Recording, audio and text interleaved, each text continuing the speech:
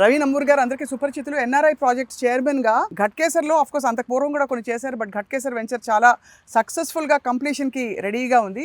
చాలా దాదాపు అయిపోయాయి మీ ప్రాజెక్ట్స్. దాదాపు 60-70% అయిపోయింది. అది చాలా బాగా చేశారండి. ఇవాళ రాగానే ఫస్ట్ నోటీస్ చేసింది ఏంటంటే, ఒకటి హైవే పక్కనే, ఇది ఎక్కువ లోపలికి వెళ్లాల్సిన అవసరం లేకుండా ఈ ప్రాజెక్ట్ స్టార్ట్ చేశారు. సో ఇది అర్ధసాగర్ అని పేరు పెట్టారు. కారణం ఏంటండి?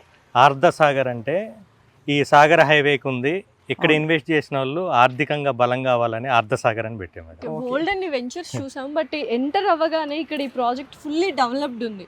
అసలు ఏంటి సార్, అంటే ఫ్యూచర్ సిటీకి దగ్గరలో ఉంది, ఎటువంటి డెవలప్మెంట్స్ జరగబోతున్నాయి ఇక్కడ? ఇప్పుడు హాట్ టాపిక్ ఫ్యూచర్ సిటీయే కదా. అవునండి.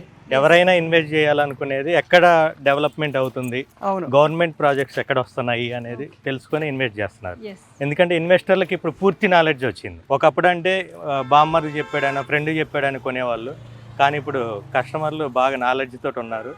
ఎక్కడ ఇన్వెస్ట్ చేస్తే బాగుంటుందని వాళ్ళు ఆల్రెడీ రీసెర్చ్ చేస్తున్నారు. కాబట్టి వాళ్ళ ఆలోచనకు అనుగుణంగానే మనం ఈ వెంచర్ని లాంచ్ చేయడం జరిగింది. మాకు ఎలా తెలిసింది వాళ్ళ ఆలోచన అంటే, మేము గత 1 year నుంచి మా వెంచర్లకు వచ్చి కొనకుండా ఎవరైతే పోయారో కస్టమర్లు, వాళ్ళ ఇంటికి పర్సనల్గా వెళ్ళాం.